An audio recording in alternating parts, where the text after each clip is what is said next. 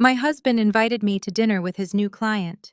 He leaned across the table and confidently told her I only knew basic Japanese and could not understand a single word they were saying. He had no idea I spent 4 years living in Seoul during my 20s and speak flawless Korean. When I heard the horrifying things they said right in front of my face, I did not cry. I simply smiled, took a sip of my Cabernet, and silently planned to obliterate their existence. My name is Stella. I am 34 years old, and this is how I destroyed my husband and his mistress. Let me know where you are watching from right below, and hit that like and subscribe button to see a cheater get what they deserve. The evening began at an exclusive Manhattan restaurant. I wore a black dress, playing the exact role my husband expected of me, the supportive, decorative wife. Bradley, my husband of 5 years, was 35 and recently promoted to vice president. He thrived on appearances, constantly checking his reflection, treating everyone like supporting characters in his grand movie. To Bradley, I was just an accessory. He liked that I was successful enough to look good on paper, but always belittled my achievements in public so his own light would shine brighter. Sitting across from us was Gia. She was 32, a brilliant entrepreneur from South Korea seeking investors for her tech startup. She was undeniably striking, dressed in sleek designer clothing with an air of quiet superiority. Bradley insisted I join them tonight to project the image of a stable, trustworthy family man to his foreign investors. From the moment we were seated, Bradley dominated the conversation. He ordered the wine without asking my preference and launched into a patronizing monologue about his business acumen. I sat quietly, offering polite smiles. The exquisite food contrasted sharply with the ugly reality of my marriage. I had spent 5 years making excuses for Bradley's behavior, telling myself his high-pressure job caused his arrogance. But watching him preen under the attention of another woman, I felt a profound sense of exhaustion. I was tired of shrinking myself into the tiny box he built for me. When Gia complimented his suit, Bradley actually reached across the table to touch her hand. He claimed they had a strict professional dynamic, but the energy between them was thick with intimacy. Working in digital strategy had taught me how to read a room. I knew reacting emotionally would only let Bradley label me crazy. So I chewed my food and observed them like a scientist studying fascinating insects. "Oh, you will have to excuse my wife," Bradley said to Gia in English, waving a hand dismissively at me. "She is out of her depth with high-level financial discussions. She works in digital strategy, which is mostly just making colorful charts. It keeps her busy, though." I kept my expression neutral, taking another bite. As a director at a top-tier agency, I managed multi-million-dollar campaigns and a team of 50 people. But in Bradley's mind, and anything outside private equity was a cute hobby. Jaya let out a soft laugh and replied in heavily accented English. "It is very nice that she has something to do. You are so supportive, Bradley." He puffed out his chest. Looking directly at Gi, he smirked and switched back to English, speaking slowly. "Feel free to speak in your native language if it is easier for you to express the technical details of the Cayman Islands account." Stella took a semester of Japanese in college, so Asian languages all sound exactly the same to her. She will just smile and enjoy the food. My grip on my fork tightened, but my face remained a mask of polite pleasantry. I looked at Bradley, offering a sweet blank smile, playing the ignorant wife he so confidently assigned to me. What Bradley did not know was the reality of my 20s. Long before I met him, I spent 4 incredible years living in the heart of Seoul. I was transferred there by my first global marketing agency to bridge North American and Asian markets. I did not just learn the language, I immersed myself in it. I conducted high-stakes boardroom presentations in Korean, negotiated contracts with local vendors, and dated a local who helped me perfect the subtle nuances of the Seoul high society dialect. My Korean was culturally flawless. When Bradley and I started dating, he was so busy talking about his semester abroad in London that he talked over my stories about South Korea. By the time we got married, he convinced himself my time in Asia was a brief backpacking trip to Japan. I never corrected him because his self-absorption was exhausting to fight. Now that self-absorption was about to become his fatal flaw. Gia looked at me, her eyes tracking my uncomprehending smile. She evaluated me for a moment, determining if I was truly as oblivious as Bradley claimed. I tilted my head slightly and took a sip of my water, making sure my eyes looked pleasantly vacant. Satisfied that I was nothing more than a pretty, ignorant placeholder, Gia leaned forward. The sweet, deferential expression she wore moments ago vanished, replaced by a sharp, calculating glint. She opened her mouth and began to speak to my husband in rapid, fluid Korean. I sat perfectly still as the beautiful Korean words flowed across the table. But the meaning of those words hit me like a physical blow, slicing through the elegant atmosphere and shattering the foundation of my life. I realized in that exact second that the man I married was not just an arrogant narcissist.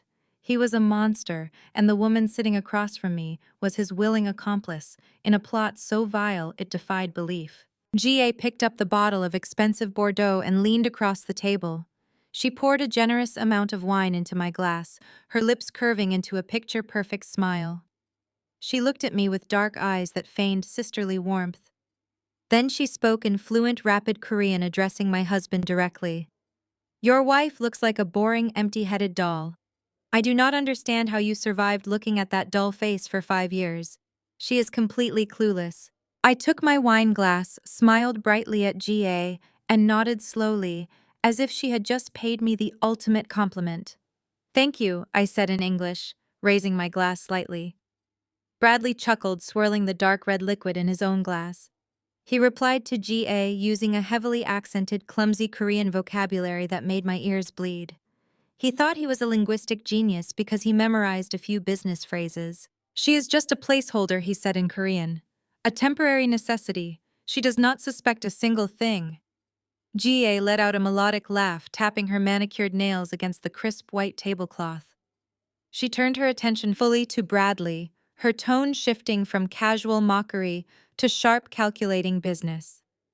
The transition was seamless, the mark of a predator closing in on a kill. Did you get it done? Jaya asked in Korean, her voice dropping an octave. The funding for our Cayman Islands holding company needs to clear by Friday. We cannot afford any delays with the offshore accounts. Did you get her signature on the mortgage documents? My heart stopped beating for a fraction of a second. Mortgage documents, Cayman Islands, holding company. The words echoed in my mind, forming a terrifying puzzle. The house we lived in, the beautiful 4-bedroom property in the suburbs, was purchased entirely with my hard-earned savings before we were even married. Bradley had insisted on managing our joint finances to ease my mental load. I took a slow, deliberate bite of my perfectly seared steak, chewing it rhythmically, while my entire reality crumbled around me. Bradley leaned closer to Ga, his eyes gleaming with greedy excitement. He replied in his broken Korean, completely unaware that his wife was translating every single syllable with deadly precision. I handled it this morning after she left for her little marketing job, Bradley boasted in Korean. I forged her signature on the home equity loan papers. The bank approved the digital transfer. $400,000 will be wired to our startup account by tomorrow afternoon. She is so stupid she never even checks the physical mail. A cold, dark void suddenly opened in my stomach. $400,000. He had leveraged the home I bought, forged my name, and stolen nearly $500,000 to fund a fake company with his mistress. This was not just infidelity. This was a calculated, devastating financial crime. This was felony fraud. Gia smiled, a genuine expression of triumph crossing her striking features. She reached under the table, and though I could not see it, the slight shift in Bradley's shoulder told me she had placed her hand on his thigh. Good, Gia murmured in Korean. The investors in Seoul are ready. Once the seed money is secured in the Cayman accounts, they will match it. We will be untouchable. When are we leaving? I hate staying in this city pretending to be just your business partner. Bradley grinned, taking a large gulp of his wine. End of the month, he replied in Korean. I have the apartment in Seattle lined up. I will pack my bags while she is at the office, transfer the remaining liquid cash, and just disappear. Let her deal with the bank when they come knocking for the loan payments. She will be bankrupt before she even figures out what happened. I swallowed the steak-tasting ash. My own husband, the man who kissed my forehead this very morning and told me he loved me, was eagerly outlining his plan to leave me destitute, drowning in fraudulent debt, while he started a luxurious new life across the country. He was going to steal my home, drain our accounts, and vanish without a trace. My brain kicked into overdrive. I was a digital strategy director. My entire career was built on analyzing data, anticipating disastrous outcomes, and constructing bulletproof contingency plans. The sheer audacity of their plan was staggering, but their execution relied entirely on one single massive miscalculation. They believed I was deaf to their words. I wiped my mouth elegantly with the linen napkin. Bradley glanced at me momentarily, dropping the Korean to speak in English. "The food is incredible, isn't it, babe?" he asked smoothly, placing a warm hand over mine. Gia was just telling me about the beautiful architecture in her hometown. I looked down at his hand covering mine, the same hand that had forged my signature to steal my life savings. A wave of physical nausea washed over me, but I forced my facial muscles to relax into a warm, adoring expression. "It is wonderful, honey," I replied in English, my voice steady and light. "I am so glad you two are hitting it off. It sounds like this partnership is going to be incredibly successful." Jaye beamed at me. "Bradley is a very talented man," she said in English. "You are very lucky." "I am," I agreed, holding her gaze. "So very lucky." I picked up my wine glass and held it out toward the center of the table. "A toast," I suggested brightly. "To exciting new ventures and unexpected surprises."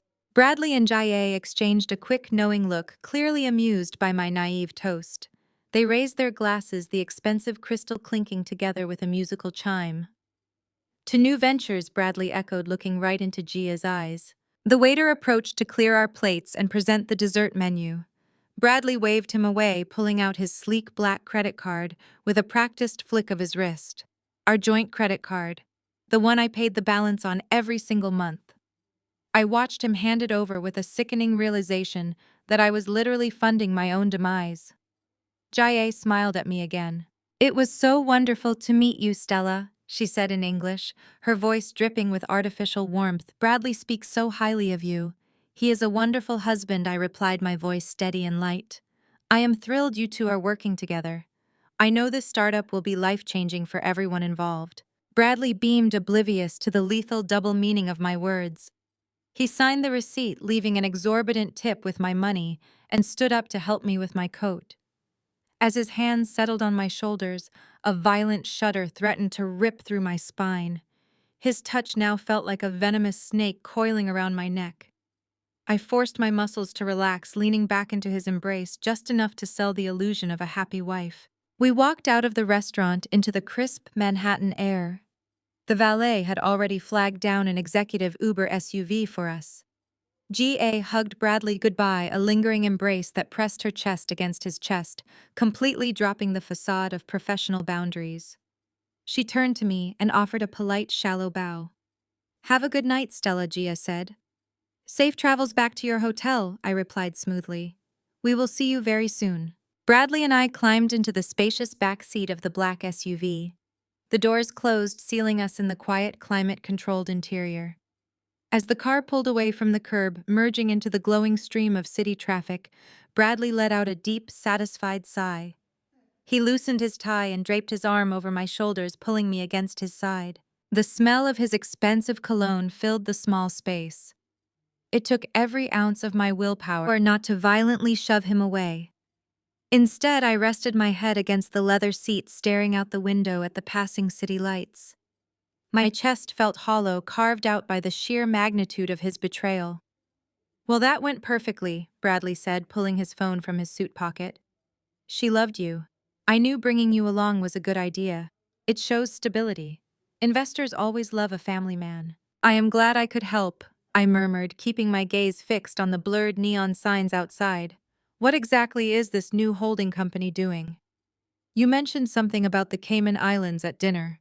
I threw the bait out casually, testing the waters.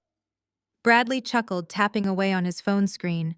He was probably texting GA, finalizing their escape plan while sitting right next to me. "Oh, it is just boring tax restructuring stuff, babe," he replied, his tone dripping with heavy condescension. "The Caymans offer favorable corporate tax rates for international tech startups. It is highly technical legal jargon. You do not need to worry your pretty head about it.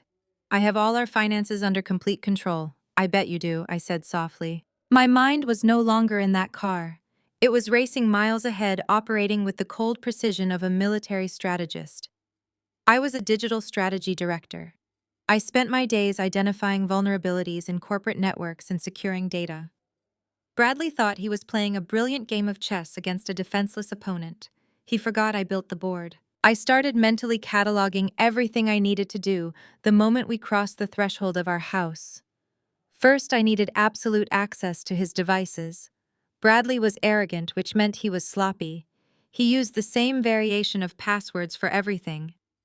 Second, I needed to check my credit portals immediately. If he had secured a home equity line of credit, he would have intercepted the physical mail, but the digital footprint would be unavoidable. I needed to find out exactly which bank he used and where the funds were currently sitting. The Uber glided onto the highway, heading toward our quiet, wealthy suburb. Bradley yawned, letting his phone drop onto his lap. "I am exhausted," he muttered. "I have a massive day tomorrow.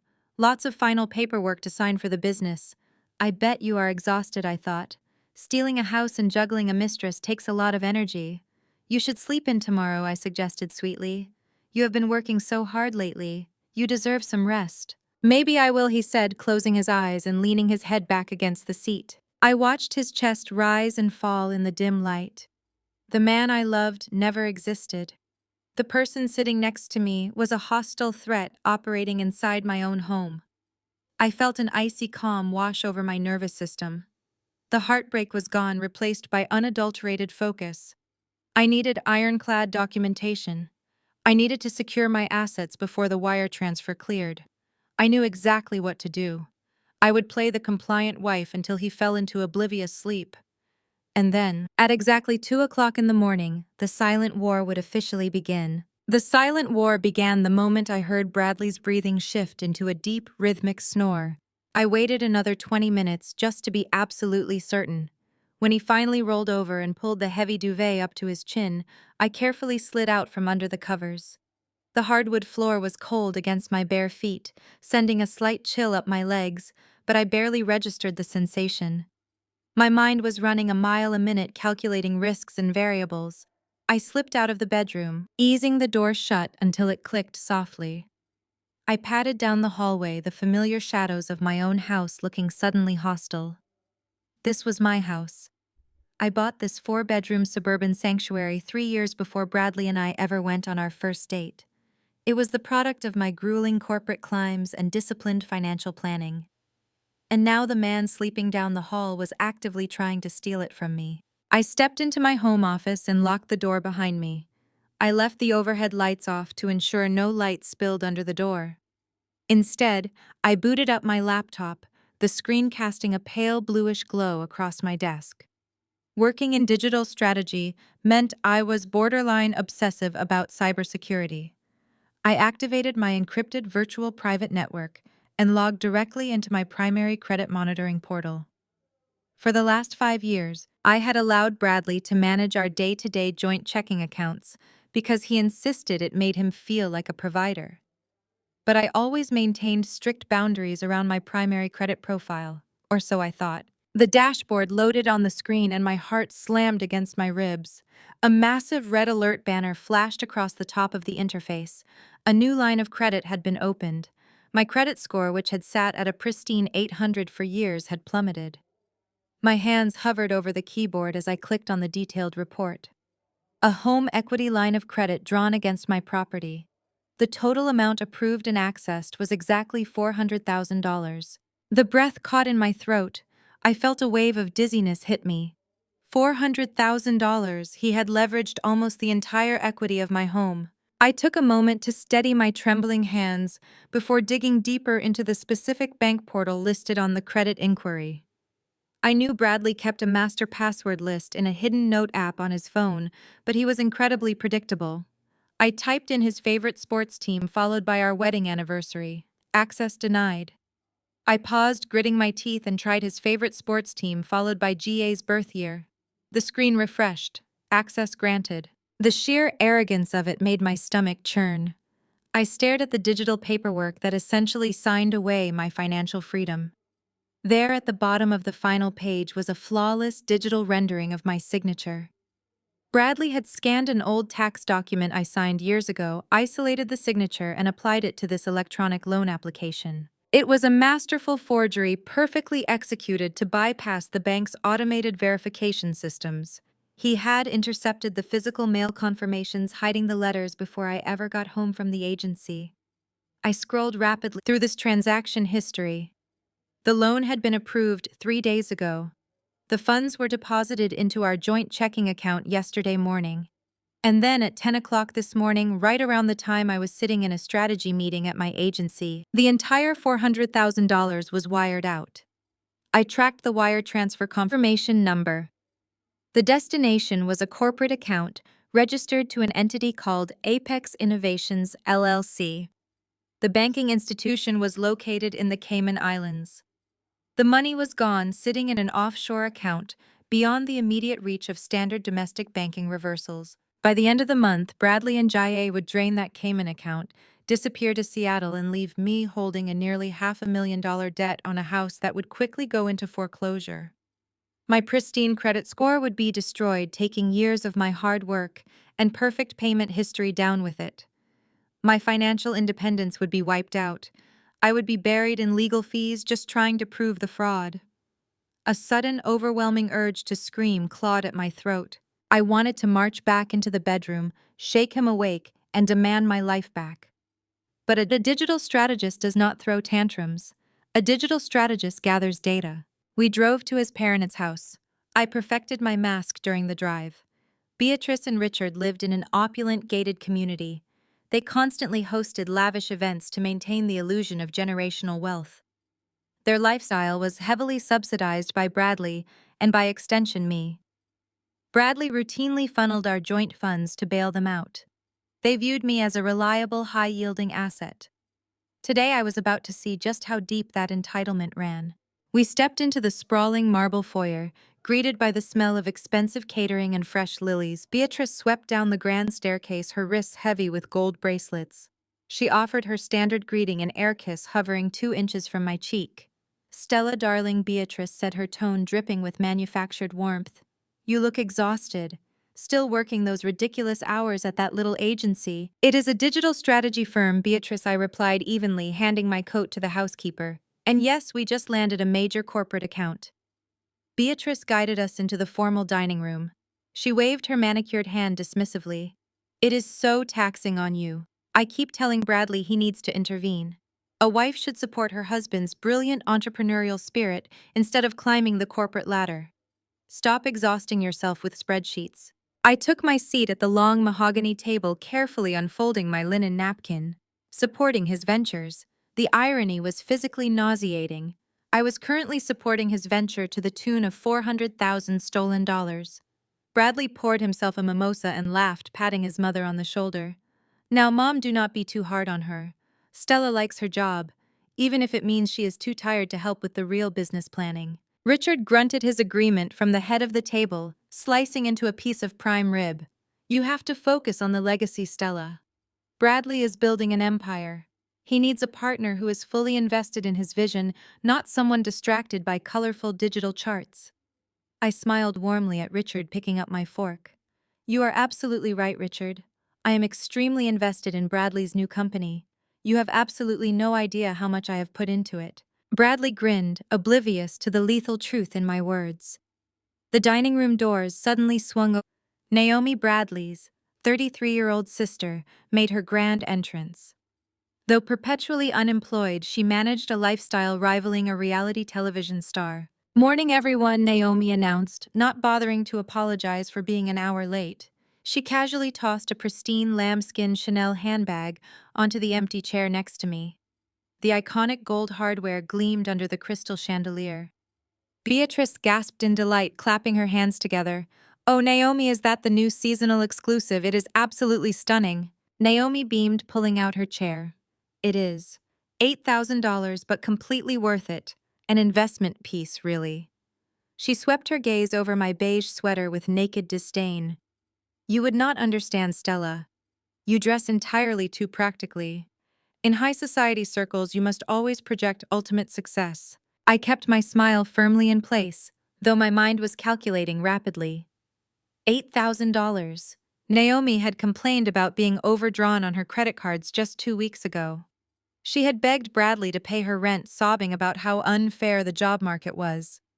And now, the morning after my home equity loan had been wired to an offshore account, Naomi was suddenly flaunting an $8,000 purse. "I am glad you found a way to treat yourself, Naomi," I said lightly, sipping my sparkling water. "Did you finally land that creative director position?" Naomi stiffened her arrogant smile, faltering for a split second before she recovered. "Actually, yes. I am handling public relations and communications for a very exclusive private tech startup. It pays incredibly well. They recognize my actual value." A private tech startup. The pieces of the puzzle began clicking together with horrifying precision. My stomach churned, but I kept my posture perfectly relaxed. Bradley had not just stolen my money to run away with GA. He was using my stolen equity to fund his entire toxic family. They were all parasites feeding off the wealth I had built, treating me like a disposable host. "Well, congratulations," I said, matching her condescending tone perfectly. "It is always nice when family finds a way to support each other." Beatrice chimed in, pointing a silver fork at me. "Exactly. Family supports family, Stella. You could learn a lot from Naomi's loyalty to her brother. She is helping him build his dream, while you just sit back and focus on yourself. It is incredibly selfish, to be perfectly honest." I looked around the table, Bradley smug and arrogant, Beatrice dripping in unearned superiority, Richard the silent enabler, and Naomi clutching a handbag purchased with my stolen equity. The gaslighting was so thick it was suffocating. They were actively robbing me blind while simultaneously telling me I was the selfish one. They wanted me to feel guilty, to feel small, to feel like I owed them everything. I took a slow, deliberate breath, tasting the expensive catered food that my forged signature had probably paid for. I did not argue. I did not defend myself. I just let them talk, absorbing every insult, every lie, every arrogant boast. Because when the trap finally snapped shut, none of them would ever afford a single drop of champagne again. When Bradley held out his empty crystal flute, shaking it slightly to indicate he wanted a refill, I eagerly seized the opportunity to escape the suffocating atmosphere of the dining room. I offered a compliant smile, excused myself from the table, and took his glass, promising to fetch the reserve vintage from the kitchen. The heavy oak doors swung shut behind me, instantly muting the symphony of their laughter. The kitchen was massive, gleaming with marble countertops and stainless steel appliances that I had undoubtedly helped finance. The catering staff had retreated to the back patio for a smoke break, leaving the space completely deserted. I walked toward the refrigerator, my heels clicking softly against the tile floor. As I reached for the handle, a sudden flash of light caught my attention. There, resting carelessly on the center island beside a platter of pastries, was Naomi's iPad Pro. The screen had illuminated with an incoming notification. Naomi, in her arrogance, had not bothered to enable an auto-lock timer. The tablet sat there, an open window into the fraudulent empire my husband was building. I set the champagne flute on the counter. A digital strategist knows that unsecured hardware is the greatest vulnerability in any organization. I stepped closer, my eyes locking onto the notification banner. It was an email from a server. The sender was listed simply as Apex Executive Team. The subject line read, "Urgent approval needed, offshore account transfer complete." My pulse quickened. Apex Innovations, LLC. That was the Cayman Islands company I had tracked down at 2 o'clock in the morning. I glanced over my shoulder toward the dining room doors to ensure no one was coming. The coast was clear. I swiped up on the iPad screen, opening the mail application.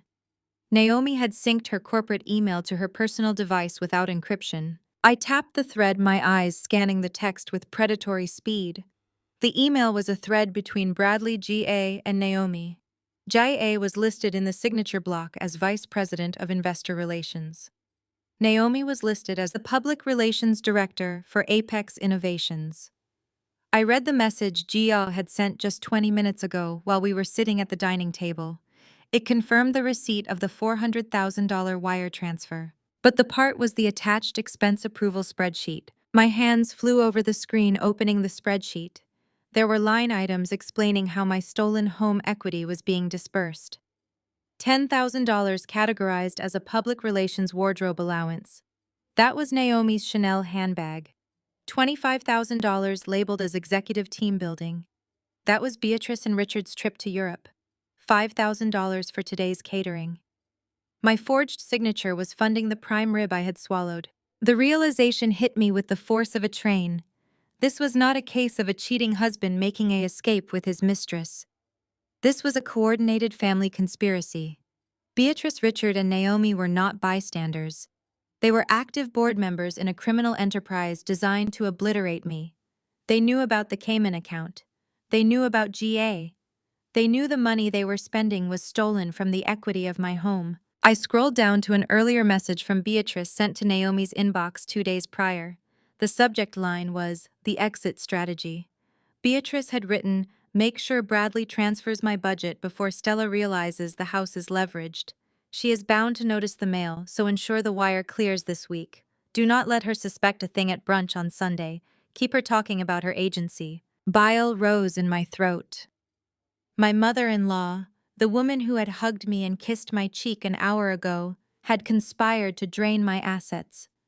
Every insult at the table, every remark about my career, every lecture about supporting family, it was all a performance. They were keeping me docile and distracted while they picked my bones clean. I did not panic. I did not shed tear. The sheer magnitude of their betrayal bypassed my emotional centers and tapped straight into my survival instincts. I pulled my smartphone from my pocket. I switched it to silent mode and opened the camera application. I held the phone steady, snapping photographs of every email, every spreadsheet, and every signature block on Naomi's tablet. I captured Beatrice's message. I captured GA's wire transfer confirmation. I made sure to include the timestamps and sender addresses in every frame. I was building a federal case one photograph at a time. This iPad was the smoking gun that proved collusion and racketeering. They were not just toxic in-laws anymore. They were co-conspirators in a wire fraud and bank fraud scheme. Once I had captured every shred of evidence, I closed the mail application, leaving the iPad as I had found it. I wiped the screen gently with my sleeve to remove any smudges. I slipped my phone back into my pocket, feeling the weight of the digital evidence resting against my hip. I walked over to the refrigerator, opened the door, and retrieved a chilled bottle of champagne. I popped the cork with a hiss, pouring the bubbling liquid into Bradley's empty crystal flute. I watched the golden bubbles rise to the top, reflecting the cold, calculating light in my eyes. They thought I was a naive, work-obsessed fool who would quietly accept a financial slaughter. They thought they could rob me, humiliate me, and walk away clean to enjoy their luxurious new lives. But they had handed me the absolute power to destroy them completely. I picked up the glass and the bottle, composing my features into the soft, agreeable mask of a loving wife. I pushed the oak doors open and walked back into the dining room, ready to serve the very people I was going to send to federal prison. The heavy crystal base of the champagne bottle felt cool and solid in my grip as I stepped back into the lion's den. I glided toward Bradley, tipping the bottle with practiced elegance to fill his glass just below the rim. He did not even look up to thank me. Too busy laughing at a joke his father had just made about corporate tax loopholes and avoiding federal oversight. I moved around the large mahogany table, offering a refill to Naomi, who eagerly thrust her glass forward while keeping one hand protectively draped over her new designer bag. Beatrice covered her glass with her palm, giving me a tight, disapproving smile. She leaned back in her upholstered chair, crossing her arms over her chest, clearly preparing to deliver her next calculated strike against my character. "You really should not be drinking either," Stella Beatrice announced, her voice cutting through the ambient noise of the dining room. "If you and Bradley are ever going to give us grandchildren, you need to start treating your body like a vessel for the future, not a stress machine running on caffeine and alcohol. Your biological clock is ticking loudly, and those high-pressure agency jobs are notorious for causing fertility issues. You owe it to Bradley to focus on building a family, especially now that his business is taking off. He needs a stable home environment, not a wife who is constantly glued to a laptop screen." The audacity of her statement struck me like a physical blow. She was lecturing me about building a family and providing a stable home environment while actively conspiring to steal the very house I owned. I took my seat next to Bradley, folding my hands neatly in my lap. "You are right, Beatrice," I said, keeping my voice soft and agreeable. "I have been extremely focused on my career lately, but I assure you I am taking my future very seriously. I am actually planning some major life changes before the end of the month. The restructuring will be significant." Bradley nodded vigorously, reaching over to pat my leg. "It is true, Mom. Stella is finally starting to see the bigger picture. Once my startup is fully operational, she will not need to work so hard. I am creating a legacy that will take care of all of us." He lifted his glass, proposing a toast to the table, to family, to loyalty, and to the massive success of Apex Innovations. May our investments yield incredible returns. They all raised their glasses, chiming in with enthusiastic agreement. I raised my water glass, clinking it against the expensive crystal, drinking to the spectacular downfall of every single person sitting around me. The rest of the meal was a masterclass in psychological endurance. Naomi complained about the quality of the caviar, subtly hinting that Bradley needed to increase her public relations budget for the upcoming launch gala. Richard launched into a lengthy monologue about how modern women lack the dedication of his generation, pointing an accusatory finger in my direction. I absorbed every insult, every passive-aggressive jab, every blatant lie. I did not flinch when Naomi mocked my beige sweater. I did not react when Beatrice suggested I hire a personal stylist to better represent Bradley in public. I simply nodded, smiled, and agreed with every ridiculous demand they made. I was no longer a participant in their family dynamic. I was a covert operative gathering intelligence in enemy territory. As the brunch finally wound down, the caterers emerged to clear the dessert plates. Beatrice announced it was time for her afternoon rest, effectively signaling our dismissal. We gathered our coats in the marble foyer. Beatrice offered me another sterile air kiss, her heavy perfume lingering in my personal space. "Do try to look a bit more vibrant at the launch gala next week." Stella, she advised, adjusting the collar of my coat. "We have very important international investors attending, and we need the entire family looking absolutely flawless. Do not wear beige. It washes out your complexion and makes you look tired.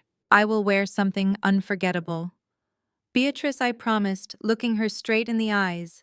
"You have my word." I turned to Naomi, who was busy admiring her reflection in the large hallway mirror. "See you at the gala, Naomi.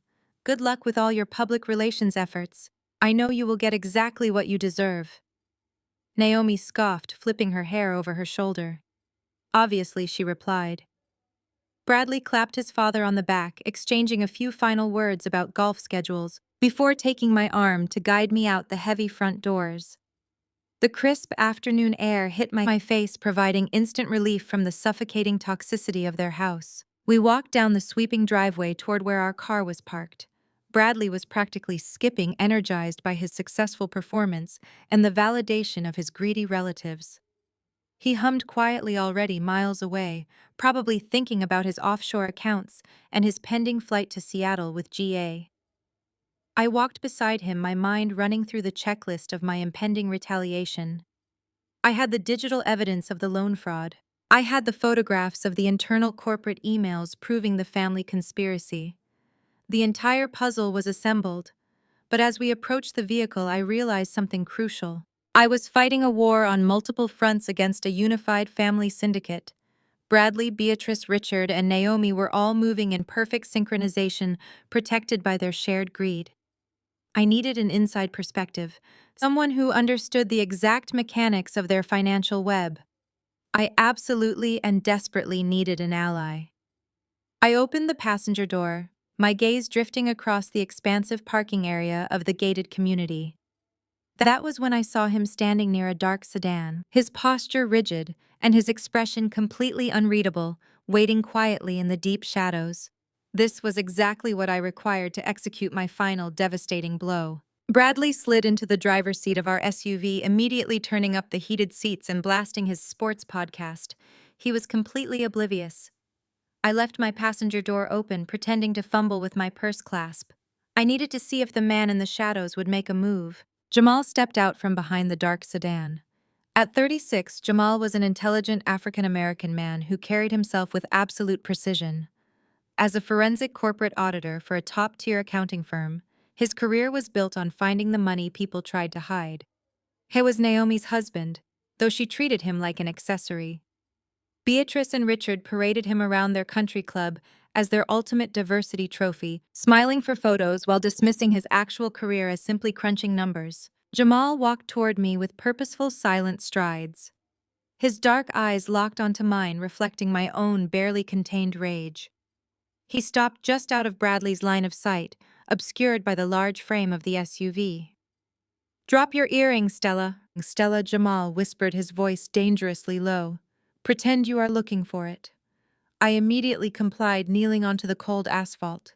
Jamal crouched down right beside me, pretending to assist in the search. "I know about the Cayman Islands account," Jamal said quietly. "I know about Apex Innovations LLC. And I know about the $400,000 home equity line of credit that cleared your property yesterday." My breath hitched. For a second, genuine terror hit my chest. Was he part of the conspiracy? But the hard, furious set of his jaw told a completely different story. Jamal was not an accomplice.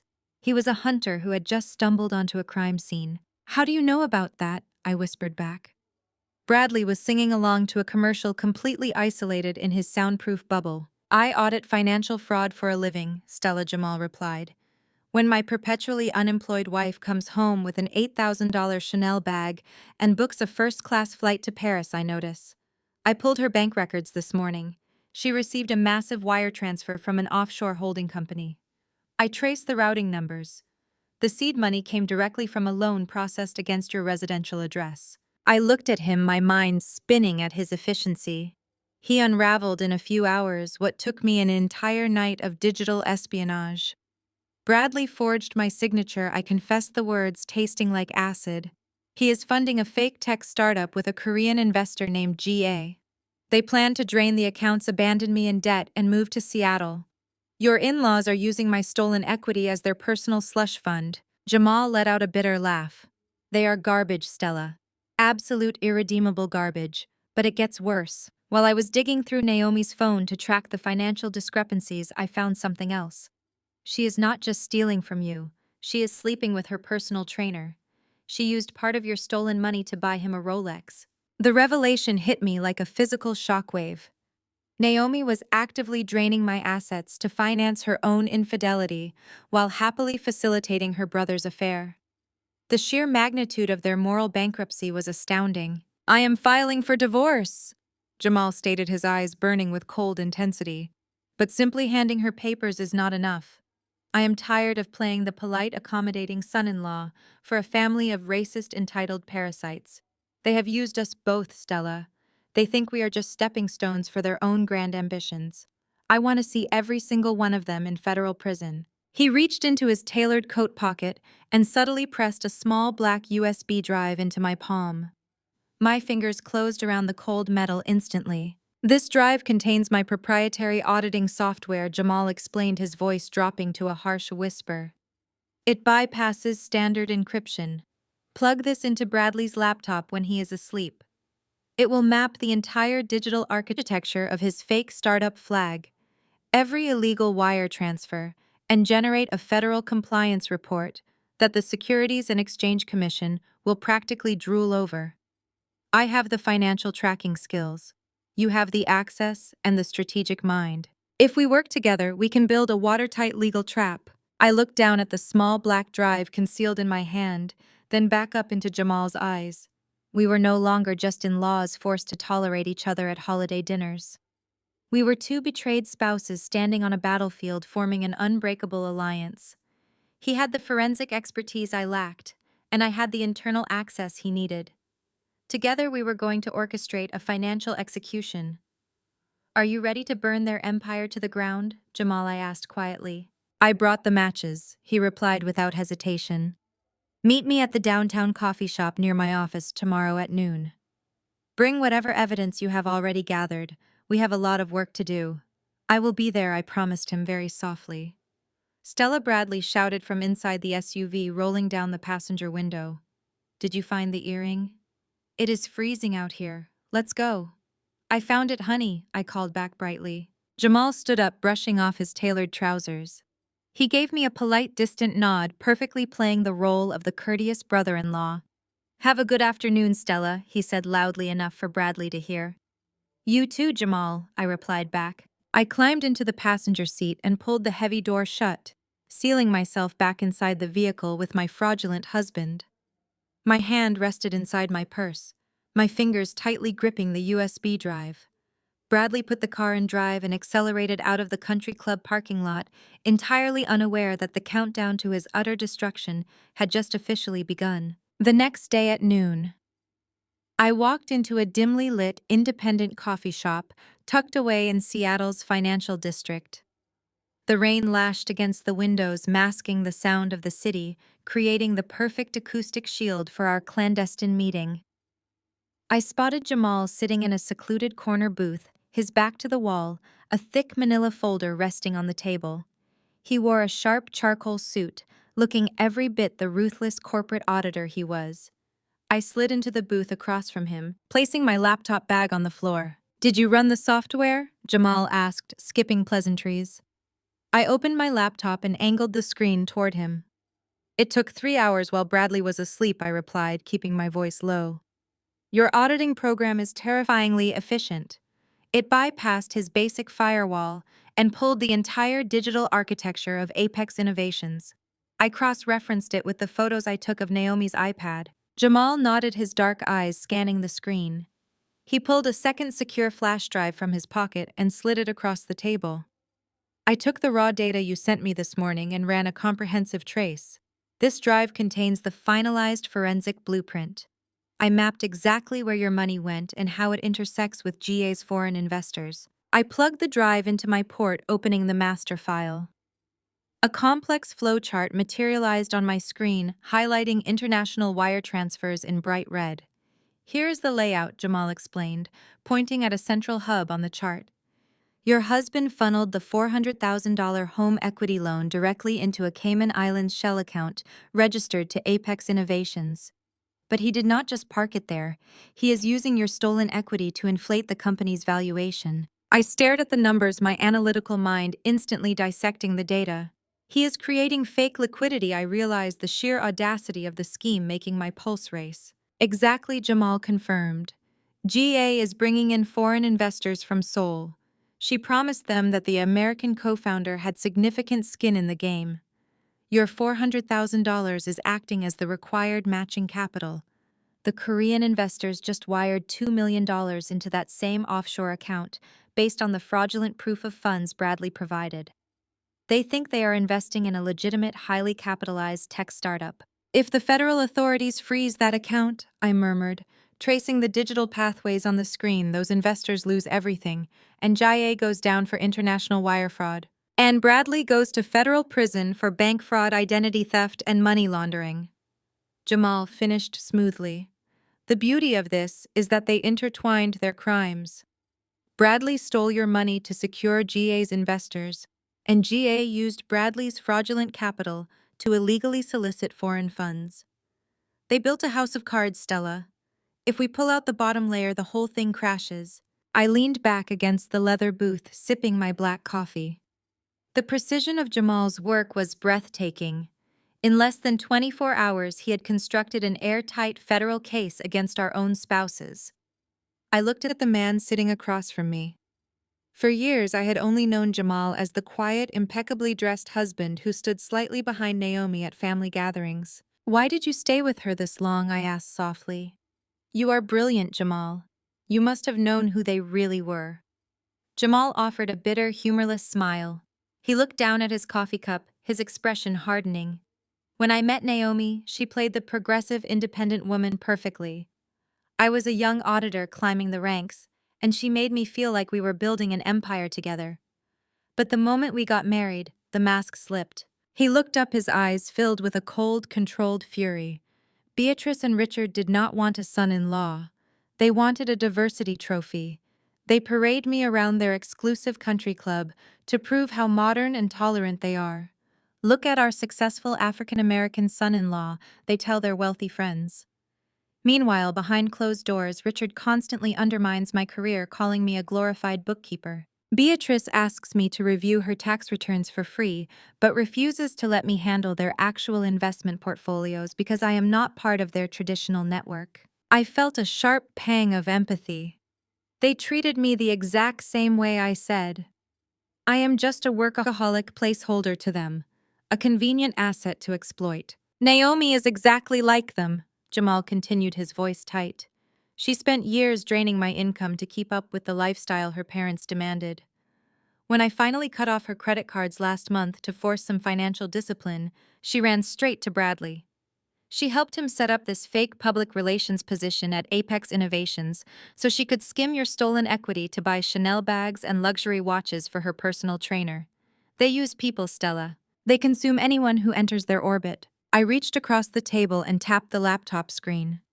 Then we stop them from consuming anyone else.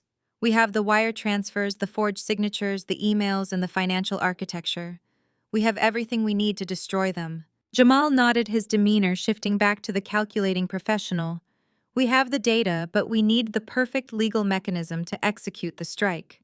If you go to the police right now, Bradley will just claim it was a marital financial dispute. Jae will claim ignorance, grab the Korean investor funds, and flee back to Seoul. We need to trap them in a corner they cannot litigate their way out of. I closed my laptop and slid it into my bag. Then we need legal counsel. Not just a divorce lawyer, but the most ruthless corporate fraud attorneys in Seattle. I already set up the consultation, Jamal replied, tapping his watch. We have a meeting at 2 o'clock today. We are going to show them this blueprint and find the exact legal loophole we need to lock down that Cayman account before Bradley and GA can board a plane. I smiled, a genuine, dangerous smile. My husband thought I was just a naive woman who made colorful charts for a living. He was about to find out what happens when a digital strategist partners with a forensic auditor. We stood up from this booth, ready to initiate the next phase of our retaliation. The trap was meticulously designed. Now we just needed the perfect legal weapon to snap it shut. The rain outside the glass facade of downtown Seattle's most prestigious corporate law firm beat a relentless rhythm, perfectly matching the intensity of my focus. Jamal and I sat across a sleek mahogany conference table from two of the most ruthless white-collar crime and asset recovery attorneys on the West Coast. Partner Vance Sterling, a silver-haired litigator known for tearing corporate embezzlers to shreds, slowly lowered his reading glasses and stared at the documents glowing on his tablet screen. Beside him, junior partner Marcus Vance tapped his pen rhythmically against a notepad, his eyes sharp as he cross-referenced the state registry filings with the forensic blueprint Jamal had compiled. For several long moments, the conference room was dead silent. The air grew heavy, thick with the weight of massive financial fraud, hidden corporate entities, and forged legal instruments. I held my breath, watching the senior attorney's expression shift from clinical detachment to a slow, grim, appreciative smirk. Sterling leaned back in his leather chair, steepling his fingers beneath his chin. He looked directly at me, his gaze analytical and probing. "Mrs. Brooks," he began, his voice deep and measured, "your husband is an exceptionally arrogant criminal.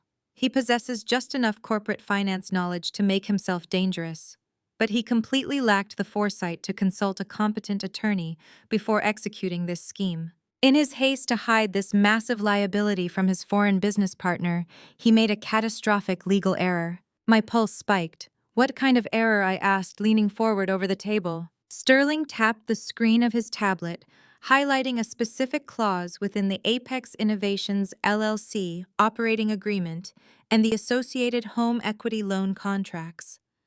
Look closely at how the corporate liability was structured. When Bradley filed the paperwork to establish this offshore shell company, he was desperate to keep his foreign investor, Ms. G.A., completely in the dark regarding his domestic financial entanglements. He wanted her to believe he was a wealthy, unencumbered American executive putting his own unblemished capital on the line. To achieve that illusion, he needed a sole financial guarantor. "I used my home equity," I said, finishing the thought.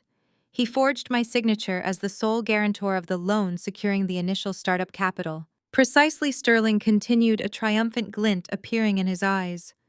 "To bypass the bank's stringent underwriting protocols without triggering red flags on your joint credit profile. He had to designate the guarantor as the sole beneficial owner of the LLC's primary funding source. Because he committed forgery to secure that position while hiding the transaction from his corporate partners, he structured the LLC filings to legally bind the guarantor as the exclusive equity holder of all domestic operational assets purchased with those funds.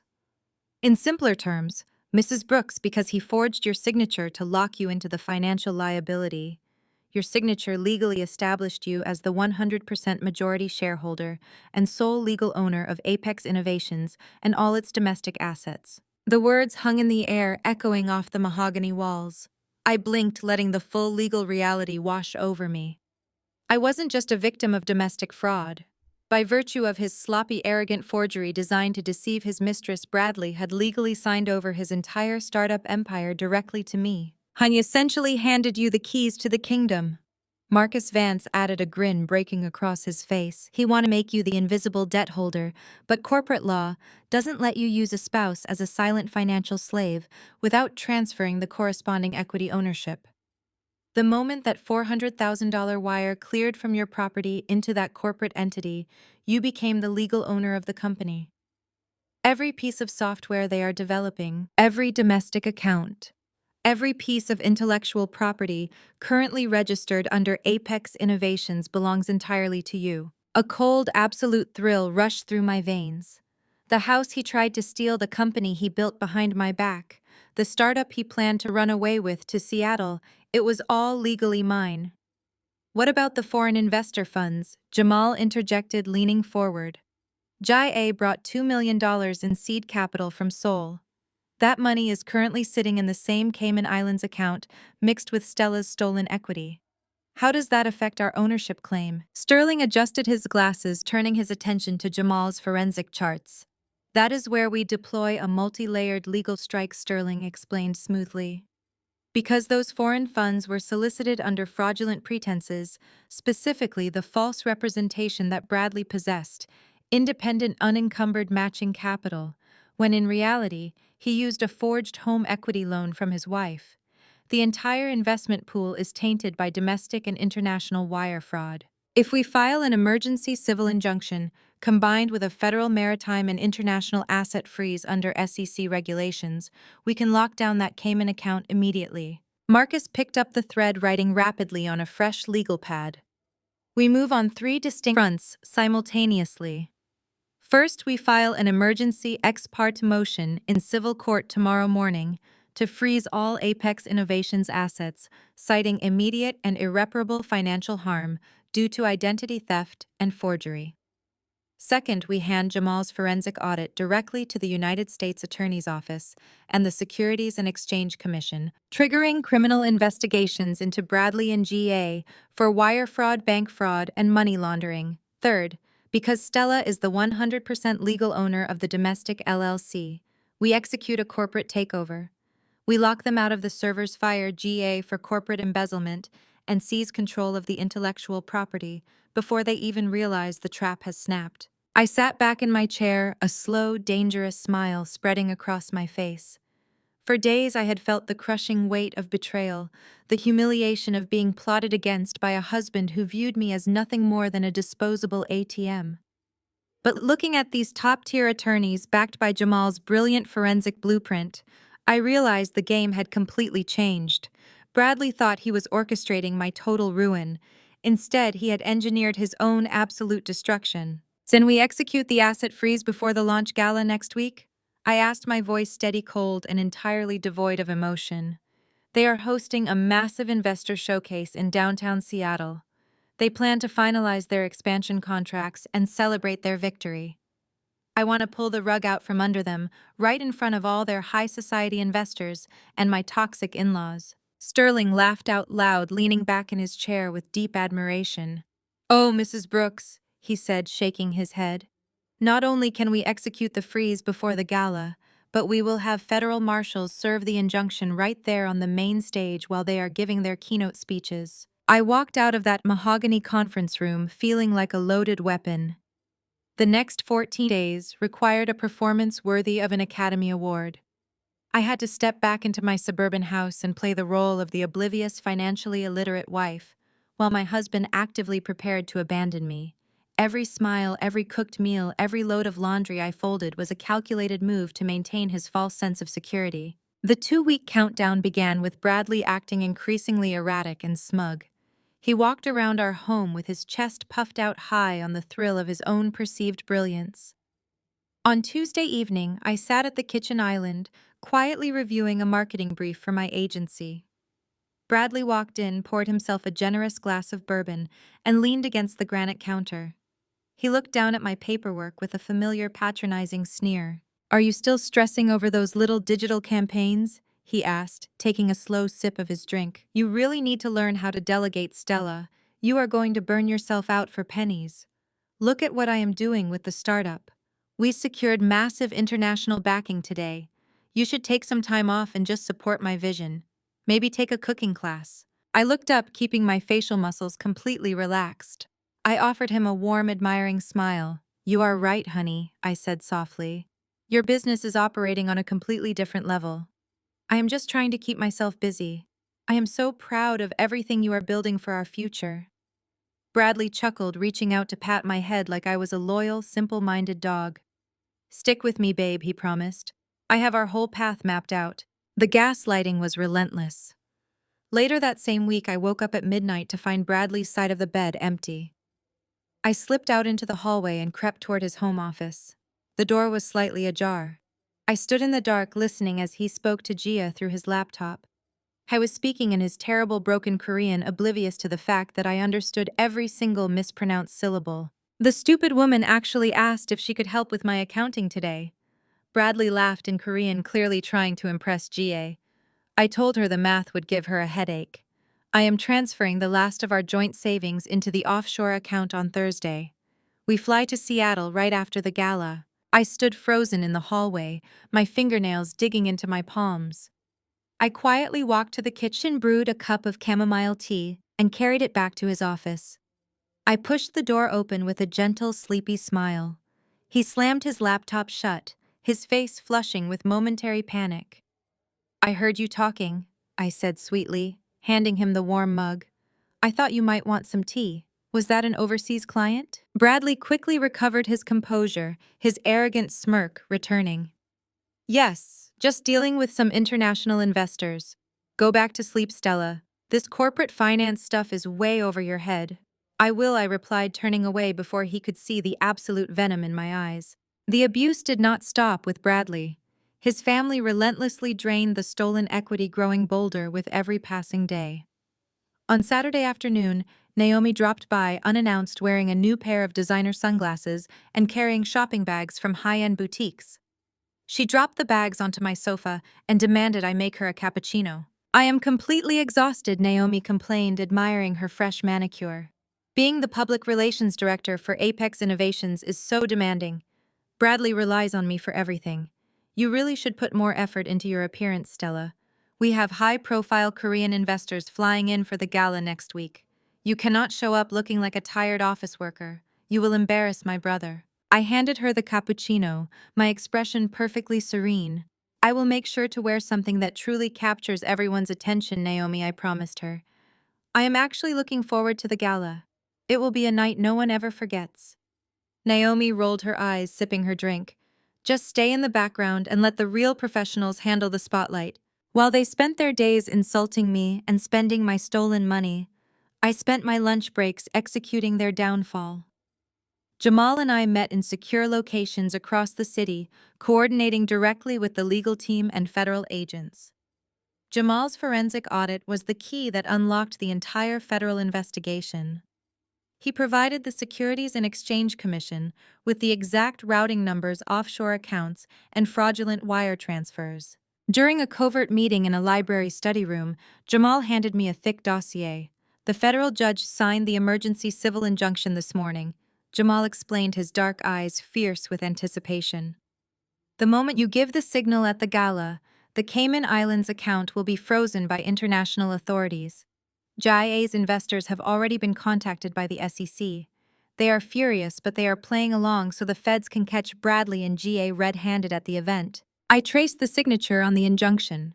"What about your wife?" I asked. Jamal pulled a pristine white envelope from his briefcase. Naomi just bought her personal trainer a $12,000 watch using your stolen equity. The divorce papers are finalized, and her financial crimes are fully documented in the federal brief. She is going down with the rest of them. The 2 weeks agonizingly crawled by, filled with constant emotional whiplash. I smiled as Beatrice called to criticize my home decor. I nodded obediently when Richard lectured me about loyalty. I kissed my husband goodnight while knowing he was planning to leave me bankrupt and homeless. I swallowed my pride, buried my rage, and played the perfect clueless fool. On the final afternoon before the launch gala, Bradley stood in front of his full-length mirror, admiring his custom-tailored tuxedo. He adjusted his cufflinks, flashing me a brilliant, deceptive smile. I stood behind him, smoothing the fabric of his jacket. I looked at our reflection in the mirror, my face calm, my heart beating with the steady rhythm of a predator about to strike. "You have absolutely no idea, Bradley," I whispered softly. "Everything changes tonight." The drive to the luxury hotel in downtown Seattle was suffocatingly quiet on my end, while Bradley spent the entire ride rehearsing his keynote speech. He gestured animatedly in the back of the town car, completely ignoring my presence. When we pulled up to the glittering glass entrance of the five-star hotel, the scale of his deception became physically apparent. Valets rushed to open our doors, and a red carpet led directly into the grand foyer.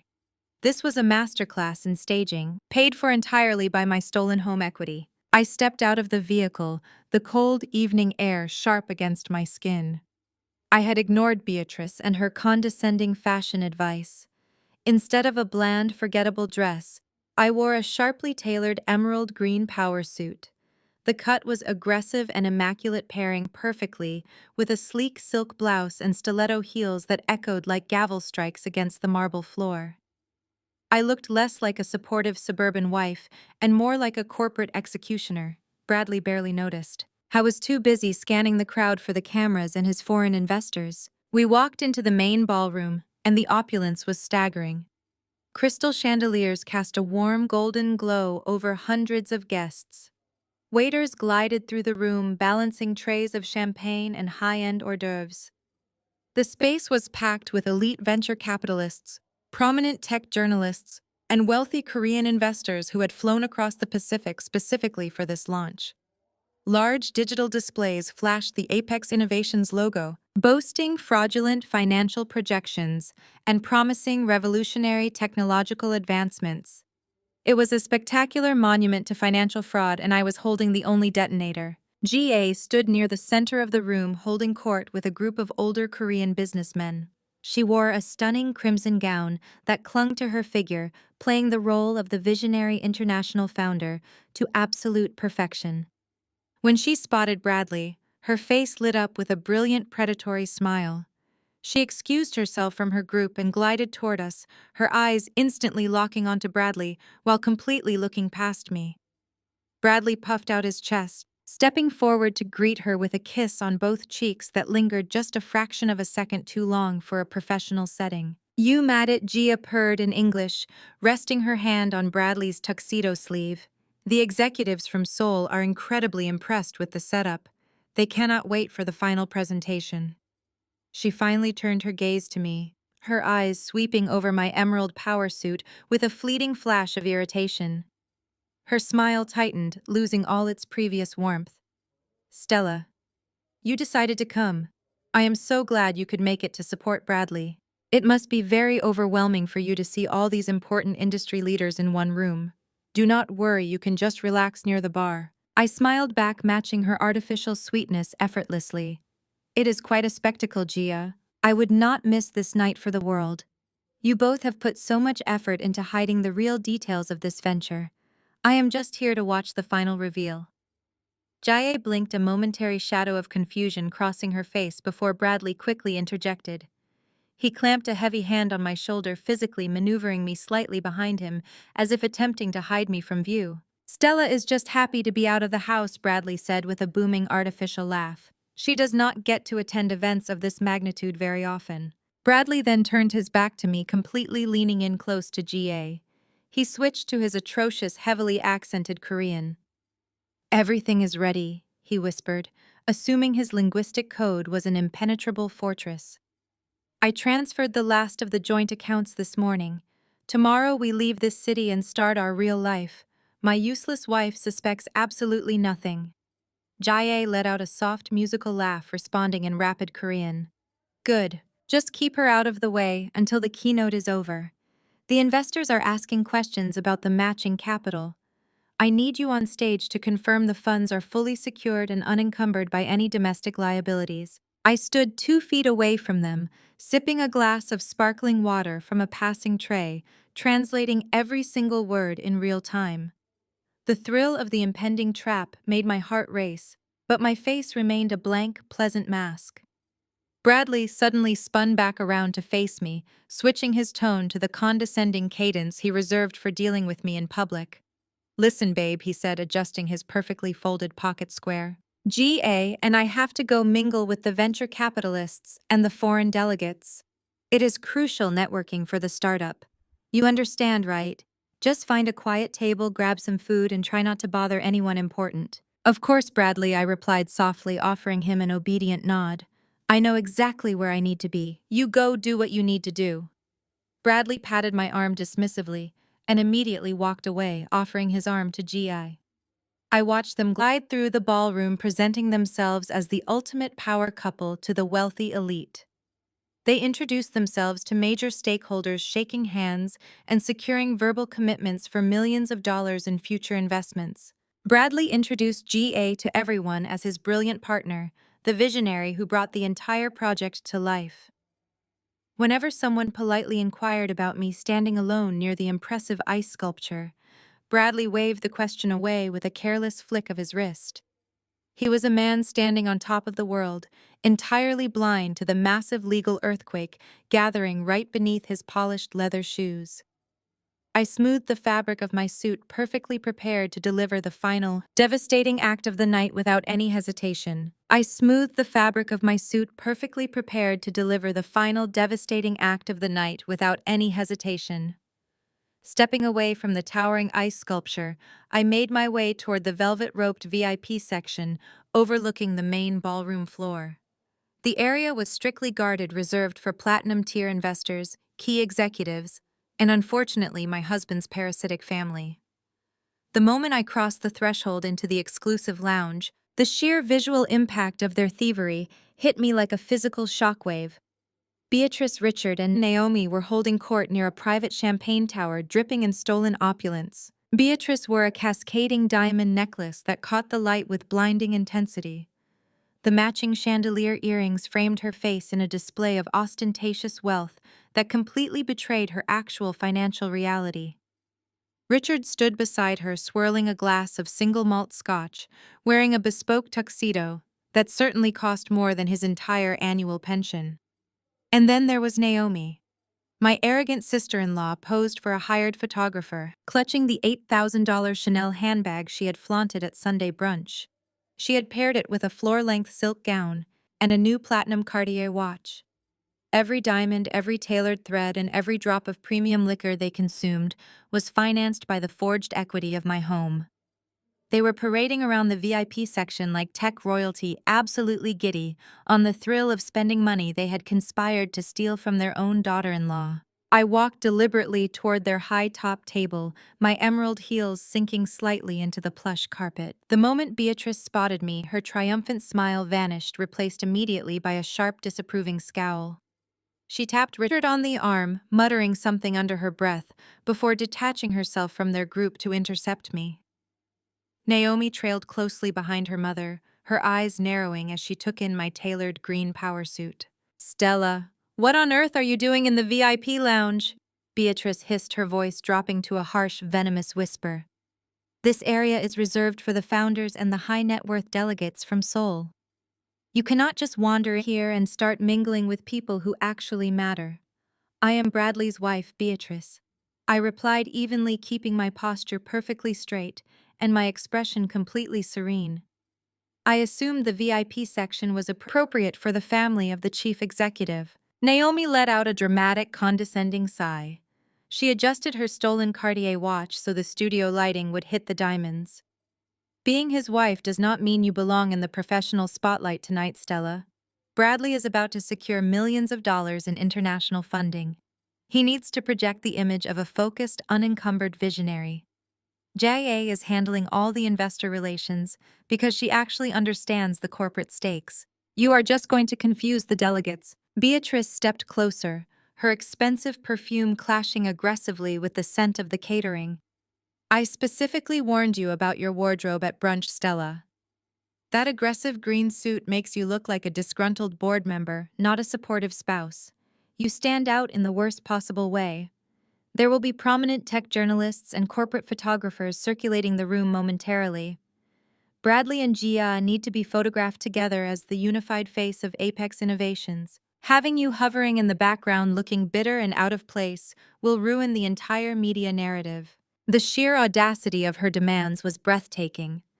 My mother-in-law was ordering me to hide in the shadows so my husband could publicly masquerade as a brilliant bachelor with his glamorous foreign mistress. They wanted me invisible. They wanted me silent.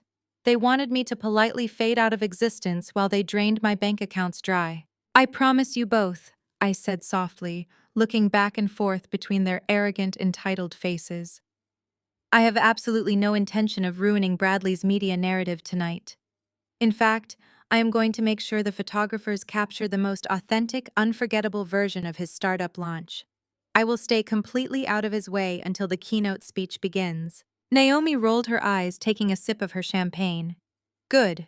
Just go find a seat near the back exits. Once the funding is locked in, Bradley will take care of everything else. You will not have to worry about a single thing ever again. Oh, I know, I replied, my voice dropping to a whisper, so cold it made Beatrice blink in sudden hesitation. I know exactly how Bradley plans to take care of me. Before Beatrice could process the lethal double meaning of my words, a sudden shift in the crowd drew our attention. From across the velvet-roped enclosure, I spotted Jamal. My brilliant forensic auditing brother-in-law stood entirely separate from the toxic family syndicate. Unlike Richard and Bradley, who were sweating through their performative networking, Jamal looked like a man who held the absolute power of life and death in his hands. He wore a sharply tailored midnight blue suit, holding a simple glass of sparkling water. He did not look at his wife. He did not look at his greedy in-laws. His dark, intelligent eyes cut straight through the crowded VIP lounge and locked directly onto mine. The noise of the gala seemed to fade into background static as our gazes connected. Jamal gave a slow, barely perceptible nod. The gesture was tiny, completely invisible to anyone who did not know what to look for. But to me, it was the loudest alarm bell in the world. The nod meant the trap was fully primed. The emergency civil injunction was signed and actively executing. The federal agents from the Securities and Exchange Commission and the Federal Bureau of Investigation were currently disguised in the hotel lobby, waiting for the signal to breach the ballroom doors. I took a deep breath. The ultimate reckoning starts now. The sudden dimming of the massive crystal chandeliers signaled the transition. The ambient string music faded, replaced by a sleek bass line that pulsed through the floor. Guests began moving away from the buffet stations and open bars, gravitating toward the rows of velvet-lined chairs arranged in front of the grand stage. I slipped away from the VIP section before Beatrice or Naomi could issue any further commands. I navigated through the sea of expensive suits and designer gowns, securing a position near the front row just off to the left side. It was the perfect tactical location. I was out of the direct line of sight for the promotional photographers, completely obedient to my mother-in-law's demands, yet only 10 quick steps away from the microphone. A hush fell over the room as the digital displays shifted from the static company logo to a dynamic video montage. It showed abstract code glowing cityscapes and bold financial projections. Then a spotlight hit the center of the stage. The master of ceremonies stepped up to the podium and delivered a booming introduction about international tech investments. He spoke of innovation boundary-pushing strategies and financial genius. Finally, he announced the man of the hour. Bradley walked onto the stage to thunderous applause. He looked like the quintessential Silicon Valley titan mixed with Wall Street royalty. His custom tuxedo fit flawlessly, and he carried himself with an effortless predatory grace. He did not rush to the podium. Instead, he took his time walking across the stage to soak in the adoration of the crowd.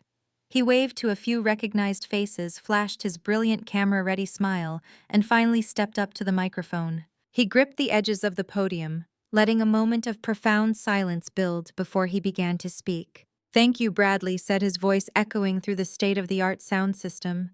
It was deep, resonant, and dripping with manufactured humility.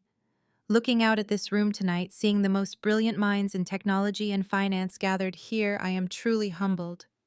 But getting to this stage was not easy. Apex Innovations was not born overnight in a corporate boardroom. It was built from the ground up, brick by brick, through relentless sacrifice and absolute dedication. I stood in the shadows, my face perfectly neutral while my stomach turned. Relentless sacrifice. He was describing the theft of my home equity with the poetic flair of a visionary leader. When I first conceived the architecture for this company, Bradley continued, his hands gesturing passionately. I knew it would require everything I had. It required late nights, immense personal risk, and the courage to put my own financial security on the line. I leveraged every asset because I believed in this dream. I knew that to ask for your trust and your capital, I had to demonstrate unwavering skin in the game. I built this foundation on personal integrity." The applause swelled again. In the front row, Richard and Beatrice were clapping enthusiastically, their faces glowing with unearned pride. Naomi was recording the entire speech on her phone, ensuring she captured every second of her brother's fraudulent triumph. I watched Bradley bask in the validation. He believed his own lies. He genuinely felt he was a self-made titan, completely erasing the fact that his so-called personal risk was entirely stolen from my bank accounts. "But a visionary cannot build an empire alone," Bradley said, his tone softening. He turned his body toward the side of the stage and extended his hand. "To truly disrupt the global market, I needed a partner who shared my absolute commitment to excellence. A partner with unparalleled insight and the courage to bridge the gap between Seattle and Seoul. Ladies and gentlemen, my co-founder, my partner, Gia." Gia glided onto the stage in her crimson gown, the spotlight tracking her elegant movements. She looked radiant, waving graciously to the audience before taking her place right beside Bradley. He placed a hand on the small of her back, a gesture that looked professional to the crowd, but held a sickening intimacy that I recognized instantly.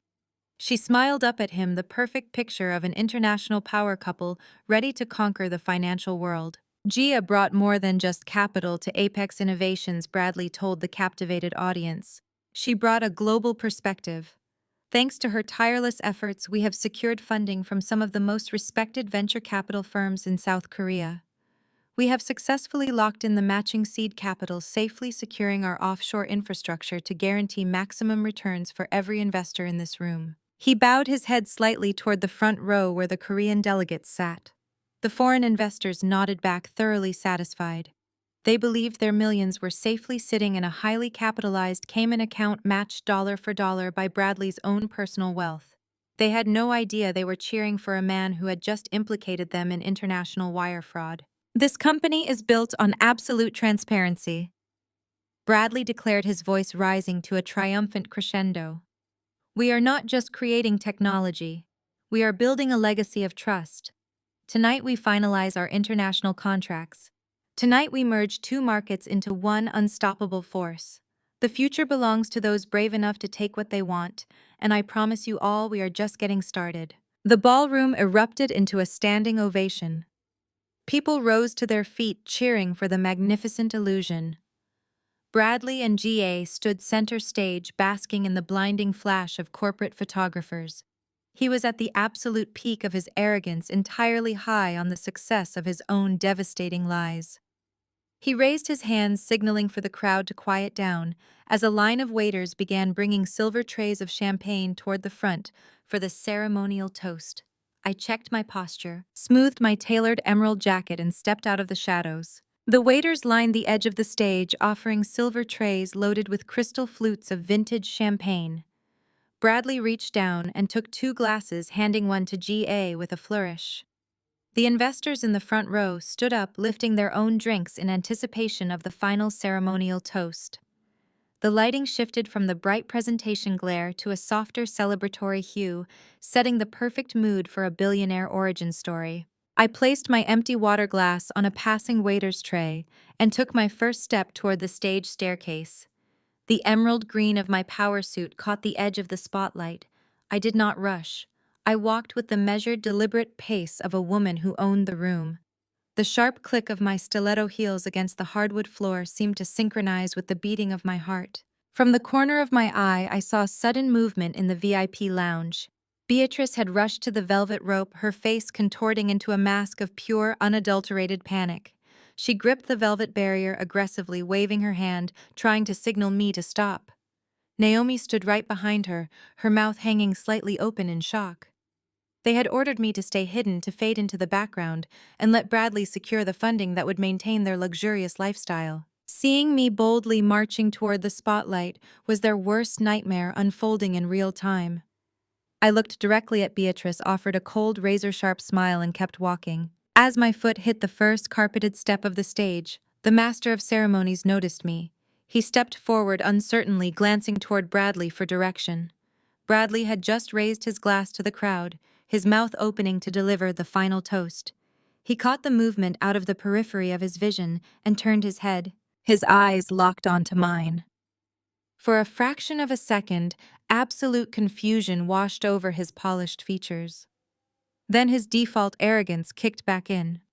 He quickly masked his irritation with a broad, patronizing smile, assuming I was just a needy, overly emotional wife coming up to claim a piece of his big moment.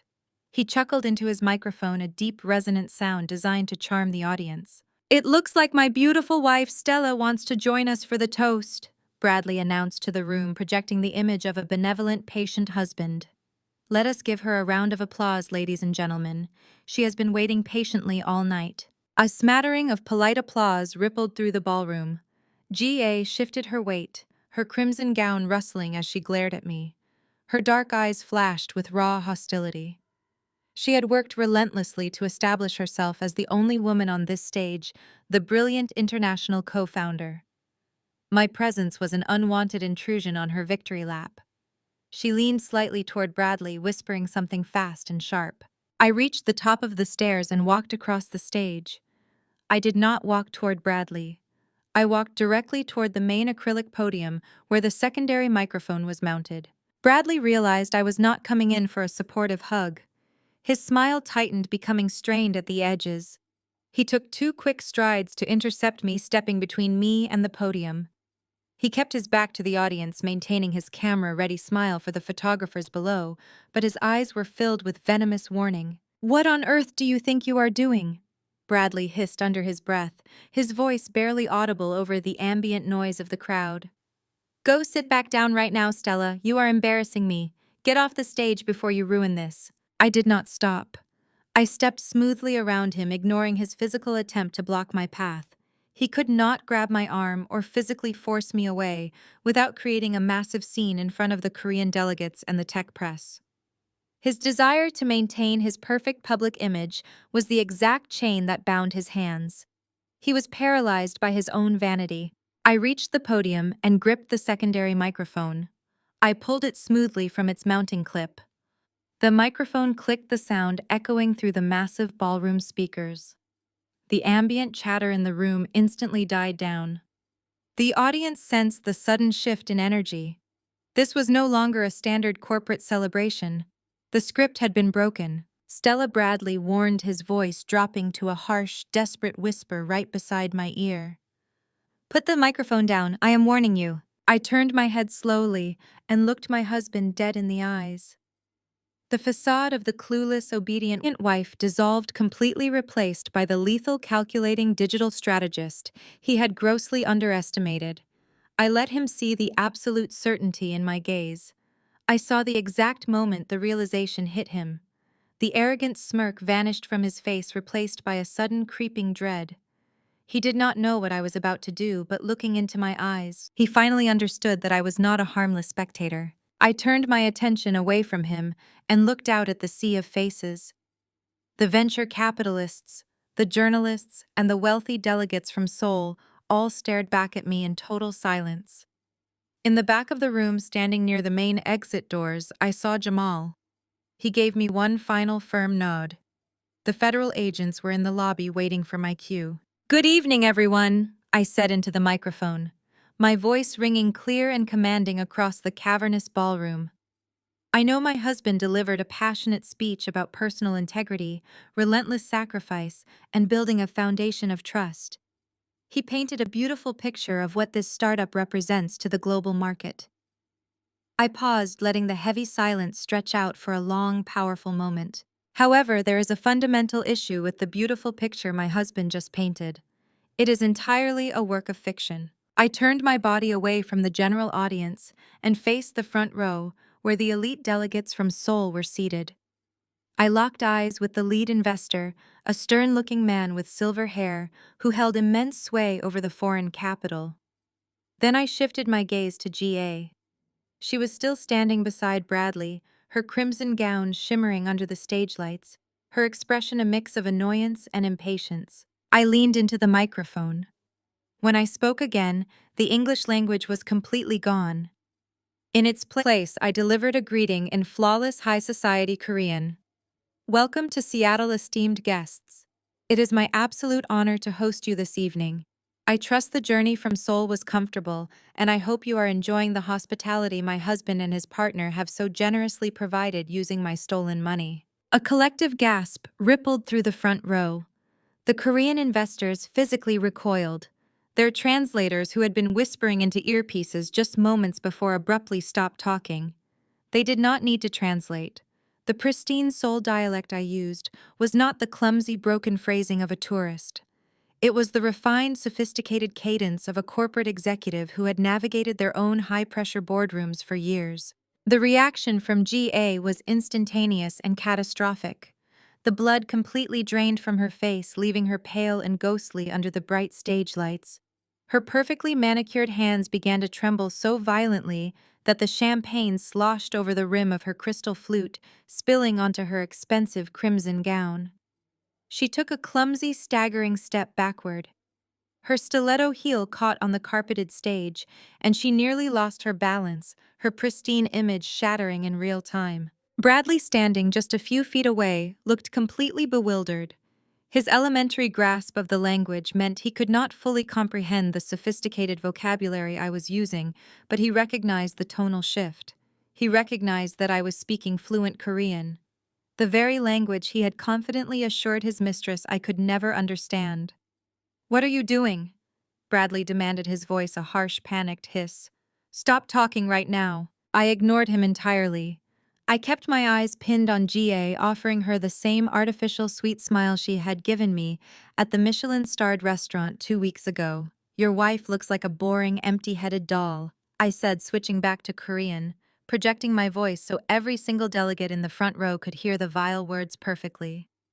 "I do not understand how you survived looking at that dull face for 5 years. She is completely clueless." Gia let out a small, strangled gasp. Her eyes darted wildly around the room, searching for an exit that did not exist. The Korean investors immediately recognized the context of my words. The murmurs in the front row escalated into angry, sharp whispers. They were traditional conservative businessmen who valued respect and honor above all else. Hearing their so-called visionary founder publicly exposed as a cruel, scheming mistress was a fatal blow to her professional credibility. I turned my attention to Bradley. He was sweating now. A bead of perspiration rolled down his temple, ruining his camera-ready makeup. His breathing was shallow and erratic. He still did not fully grasp the legal trap, but his survival instincts were screaming that he was in mortal danger. "She is just a placeholder," I continued in Korean, perfectly mimicking Bradley's arrogant, clumsy accent from that night at the restaurant. "A temporary necessity. She does not suspect a single thing." I switched back to English, my voice ringing with cold, absolute authority. Those were the exact words my husband and his brilliant business partner used to describe me 2 weeks ago during a celebratory dinner. They sat across a table from me, drinking expensive wine paid for with my credit card, and openly mocked my intelligence in a language they assumed I did not speak. They believed I was a naive, obedient accessory who would quietly smile while they plotted to destroy my life. The entire ballroom descended into a state of stunned paralysis. The tech journalists lowered their cameras. The venture capitalists in the back rows stopped drinking their champagne. The silence was absolute, heavy with the electric tension of a massive public execution. Bradley lunged forward, his face flushed with a mixture of rage and sheer terror. He reached for the microphone stand, his hands shaking aggressively. "Give me the mic, Stella," he growled, his voice completely stripped of its previous charismatic warmth. "You are having a mental breakdown. You are ruining everything. Give it to me right now." I did not back away. I stepped closer to him, gripping the microphone firmly. "I am not having a breakdown, Bradley," I said, my voice echoing loudly through the speakers, ensuring every single person in the room heard his desperate threats. "I have never been more lucid in my entire life. You built this entire stage, this entire company, on the assumption that I would never look at the fine print. You thought your secrets were safe, but your foundational secret was never a secret at all. I heard every single word you said. I understood every single lie you told." Gia was hyperventilating. She dropped her champagne flute entirely. The crystal shattered against the stage floor, a sharp, violent sound that made the front row flinch. The shards scattered across the carpet, sparkling under the stage lights like broken diamonds. She raised her hands, trying to signal the investors, trying to salvage the unsalvageable. "Please, you must understand," Gia stammered in Korean, her voice cracking with desperation. "It is a misunderstanding. She is lying." "A misunderstanding," I replied in Korean, my tone laced with lethal precision. "There is no misunderstanding, Gia. You asked my husband if he successfully forged my signature on the mortgage documents to fund your Cayman Islands startup. You asked him if the $400,000 had cleared, and he confirmed that he committed federal forgery that very morning." The translation of those specific English terms, like mortgage fraud, Cayman Islands, and forgery, sent a shockwave of realization through the English-speaking investors in the room. The dual-language assault was perfectly calculated. I was destroying GA's reputation with her Korean backers, while simultaneously announcing Bradley's financial crimes to his American venture capitalists. Bradley froze, his arm outstretched toward the microphone. The blood left his face so fast he looked physically ill. The mention of the forged mortgage documents and the Cayman Islands account hit him with the force of a freight train. His eyes widened to the size of saucers, reflecting the horrific realization that his perfect, impenetrable financial scheme had been completely compromised. He stumbled backward, bumping into the podium. He looked at GA, then at me, his chest heaving as he gasped for air. He was a man watching the ground crumble beneath his feet, plummeting into a dark, inescapable abyss. The flawless, arrogant tech executive was gone, replaced by a terrified criminal, realizing he had just confessed his crimes on a lit stage in front of hundreds of witnesses. I did not give him a single second to recover. While Bradley was still gasping for air, paralyzed by his own public undoing, I reached into the tailored pocket of my emerald jacket. My fingers wrapped around a small, discreet remote presentation clicker. Jamal had synced it to the hotel's audiovisual system 10 minutes before Bradley even walked into the building. I raised my hand, pointing the clicker directly at the audiovisual booth at the back of the ballroom, and pressed the primary button. The massive digital display behind us instantly went black. The sleek, glowing logo of Apex Innovations vanished into the dark, taking Bradley's fraudulent empire along with it. A collective murmur rolled through the crowd. A heartbeat later, the screen flared back to life in brilliant high-definition clarity. But it was no longer displaying abstract code or fabricated financial projections. Instead, the towering screen illuminated the room with the raw, undeniable proof of a federal crime. Jamal's forensic audit was projected at 40 feet wide. Bright red lines connected bank routing numbers, tracing the exact flow of stolen money. On the left side of the screen, the home equity loan application was displayed in crisp detail, complete with the digital rendering of my forged signature, highlighted by a flashing yellow cursor. On the right side, the Cayman Islands offshore account balances were laid bare, showing the exact moment the stolen domestic equity merged with the $2 million of foreign investor capital. "Turn it off!" Bradley screamed, his voice cracking with hysteria. He spun around, waving his arms frantically at the control booth. Cut the feed. Someone cut the damn feed right now. No one moved. The audio-visual technicians had been strictly instructed by my attorneys, and they were protected by a federal injunction. The display remained locked in place, an inescapable monument to his greed. I brought the microphone back to my lips, switching my language entirely to English, so every venture capitalist, journalist, and industry leader in the room could understand the exact mechanics of his destruction. Ladies and gentlemen, I announced, my voice cutting through the rising panic in the ballroom like a scythe. The man standing on this stage did not build a company from the ground up through relentless sacrifice. He built it by committing federal bank fraud. 3 days ago, my husband took out a $400,000 home equity line of credit against the property I purchased with my own savings before we were even married. He forged my signature, intercepted the verification documents, and wired the stolen equity to an offshore shell company. The venture capitalists in the front rows began pulling out their phones, snapping photos of the screen. The financial journalists were already typing furiously. Bradley tried to lunge for the microphone again, but I sidestepped him effortlessly, keeping my gaze fixed on the crowd. But my husband made a catastrophic, arrogant mistake. I continued pacing slowly across the stage, forcing Bradley to stumble backward to avoid me. In his desperate attempt to hide this massive domestic liability from his brilliant foreign partner, GA, he needed to make sure she believed he was independently wealthy. He had to conceal the origin of his matching capital. So when he filed the corporate registry documents for Apex Innovations, he designated the financial guarantor of the loan as the sole beneficial owner of the company. I turned to look at Bradley. His chest was heaving, his eyes darting frantically between the massive screen and the faces of the investors who were now glaring at him with undisguised fury. Because he forged my signature to lock me into the financial liability, I said, pronouncing each word with lethal, deliberate clarity. The law dictates that my signature established me as the exclusive equity holder. I am not a supporting wife. I am not a quiet, oblivious placeholder. According to the United States government and the corporate registry of this state, I am the 100% legal owner of Apex Innovations and all its associated domestic assets. A shocked gasp echoed from the VIP lounge. Even from the stage, I could see Beatrice clutching her chest, leaning heavily against Richard, as the reality of my words destroyed their luxurious future. Naomi dropped her champagne glass, the expensive crystal shattering on the floor, mirroring the exact moment GA had dropped hers minutes ago. "This company is mine," I declared, letting the absolute power of that statement ring through the speakers.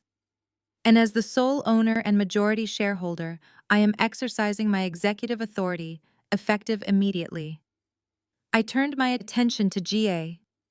She was visibly shaking her hands, clutching the fabric of her ruined crimson gown. She looked like a trapped animal, realizing that the American executive she thought she was manipulating had actually dragged her into a federal nightmare. "GA," I said, projecting my voice so the entire room witnessed her execution, "you are officially terminated from Apex Innovations for corporate embezzlement and conspiracy to commit wire fraud. Your access to all corporate servers has already been revoked." Gia let out a sharp, devastated sob, shrinking back as the Korean delegates in the front row stood up. The lead investor pointed an accusatory finger at her, shouting in rapid Korean, demanding accountability for their compromised funds. She had promised them a secure, lucrative investment with a wealthy American partner. Instead, she had led them straight into a criminal investigation. "Please," the lead investor shouted in English, looking directly at me. "Our capital, the $2 million, where is our money?" I addressed the delegates with a calm, professional nod. "Your funds are currently sitting in the Cayman Islands account, mixed with my stolen equity. However, because those funds were solicited under fraudulent pretenses, using a forged American loan, the entire investment pool is legally tainted." I pressed the clicker one final time.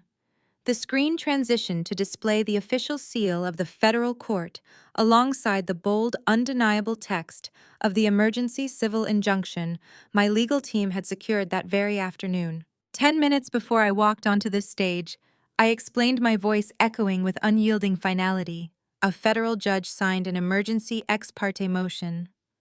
The Cayman Islands account has been legally frozen under international maritime and federal securities regulations to prevent wire fraud. Your money is secure from my husband, but it is currently locked under federal jurisdiction. I highly advise you to retain American legal counsel immediately." The ballroom exploded into total chaos. The refined, elegant launch gala transformed into a frantic, shouting mob of panicked investors and aggressive journalists. Bradley fell to his knees on the stage, clutching his head in his hands, completely broken by the sheer magnitude of his defeat. He had lost the company. He had lost the stolen money. He had lost his mistress, his reputation, and his freedom. I stood above him, my emerald suit, immaculate under the stage lights. I had promised Naomi I would wear something unforgettable, and I had delivered on that promise with absolute perfection. I looked down at the man who had tried to bankrupt me, feeling no pity, no sadness, and no regret. The financial execution was flawlessly complete, but the final federal blow was just seconds away from coming through the ballroom doors. The heavy oak doors at the rear of the grand ballroom did not just open. They were pushed apart with authoritative force, commanding the attention of every panicked investor. The chaos suddenly hit a physical wall. People stopped shouting. The desperate scrambling halted. A path cleared through the luxurious venue as a dozen men and women in dark windbreakers stepped onto the pristine carpet. The bold yellow letters printed across their jackets read, FBI and SEC. They moved with absolute terrifying precision. There was no hesitation, no awe at the crystal chandeliers or the elite status of the guests. They were federal agents walking into a crime scene that just happened to be catered with premium champagne. The lead agent led the tactical formation straight down the center aisle. The crowd parted for her like the Red Sea, falling utterly silent as the reality of the situation took hold. On the stage, Bradley was still on his knees. He looked up, his bloodshot eyes tracking the approaching agents. His jaw trembled. He tried to push himself backward, his hands scrambling against the carpeted floor of the stage, but there was nowhere left to run. The illusion of his billion-dollar empire had evaporated, leaving behind a pathetic cornered thief. Gia was backed against the acrylic podium, clutching her ruined crimson gown. The Korean delegates hastily stepped away from her, recognizing the arrival of American federal authorities. She was entirely abandoned, stripped of her investors, her fake company, and her fraudulent American partner. I stood tall, stepping to the side quickly. The lead agent reached the base of the stage stairs. She did not bother to use a microphone, her voice naturally projecting with total uncompromising authority. "Bradley Brooks," the agent announced, pulling a pair of heavy steel handcuffs from her belt. "You are under arrest for felony bank fraud, international wire fraud, and aggravated identity theft." Bradley let out a pathetic, strangled gasp. He scrambled to his feet, holding his hands up defensively. "No, wait, you do not understand," he pleaded, his voice cracking. "It is a misunderstanding. It is a domestic dispute. My wife is just angry. She is making all of this up to ruin my business launch." The agent did not even blink. She walked up the stairs, followed closely by two imposing FBI agents. "We have a fully corroborated forensic audit, Mr. Brooks. We have the forged loan applications, the digital login timestamps from your residential IP address, and the offshore routing numbers. You transferred $400,000 of stolen domestic equity to solicit foreign capital under false pretenses. Turn around and place your hands behind your back." Bradley looked at the agents, then turned his desperate, terrified eyes to me. "Stella, please," he begged, his voice dropping to a frantic whisper. "Tell them you authorized the loan. Tell them it was a joint decision. I will give you everything. I will sign the house completely over to you. I will leave GA. Just tell them you signed the papers. Please, Stella, do not let them take me." I looked at the man I had married. I looked at the man who had sat across from me at a Michelin-starred restaurant and mocked my intelligence in a language he thought I could not understand.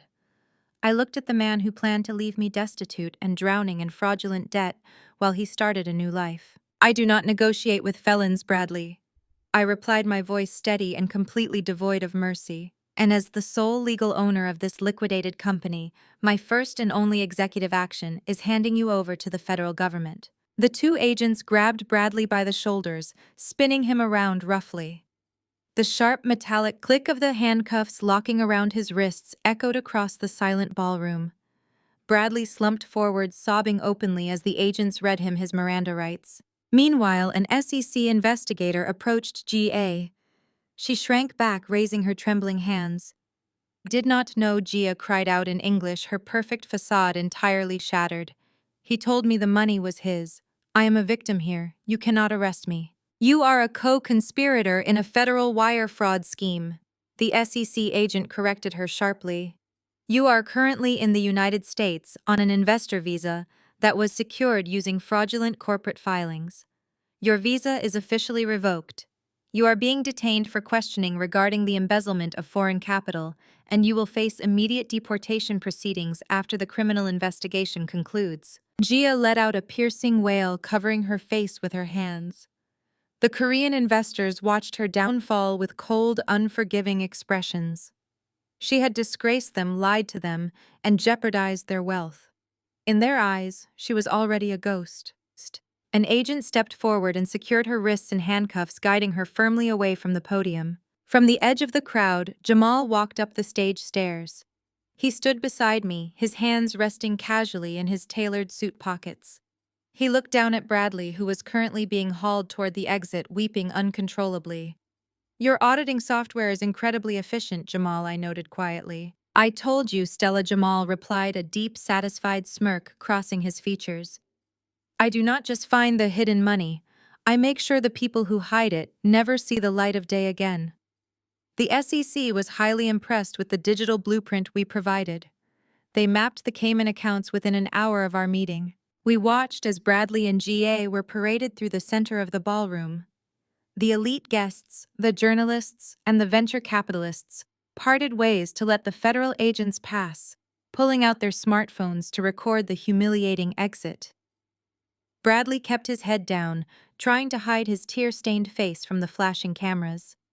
Ga was hyperventilating, struggling to walk in her designer heels with her hands bound behind her back. As the heavy oak doors swung shut behind the agents, sealing Bradley and Ga's fate, the silence in the ballroom was absolute.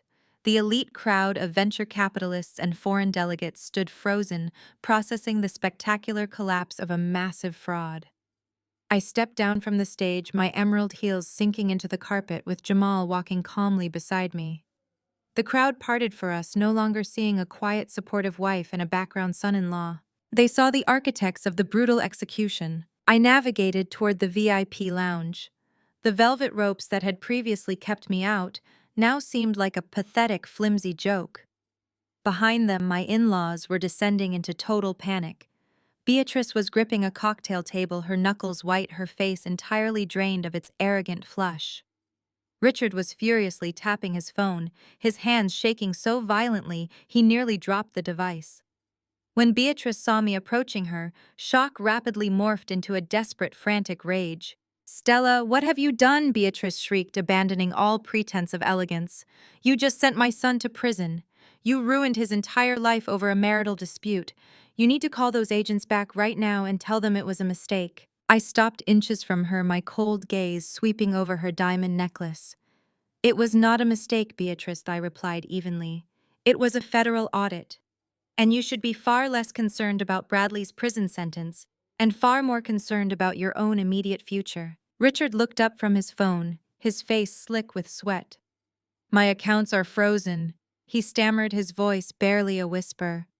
"The banking app says my primary accounts are locked pending federal review. What did you do to my money?" "I did not touch your money, Richard," I corrected him.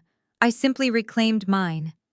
But you and Beatrice made a catastrophic financial error when you decided to join Bradley's little syndicate. When you needed funds for your European vacation and those diamonds your wife is currently wearing. Bradley did not just hand you cash. He issued corporate loans from Apex Innovations. And to secure those disbursements, he had you both sign as personal guarantors." Beatrice gasped, her hand flying to her throat.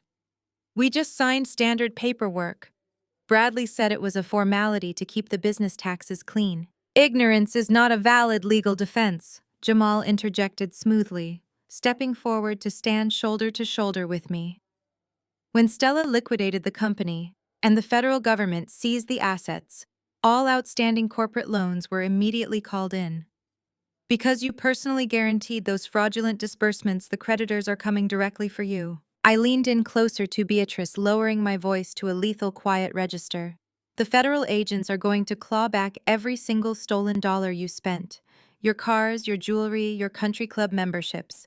They are going to foreclose on your gated suburban mansion by the end of the month. You are completely bankrupt, Beatrice. You are going to lose everything. Beatrice let out a strangled, breathless sob. She grabbed Richard's arm, but he simply stared blankly at the floor, completely paralyzed by the realization that their opulent, manufactured life was over.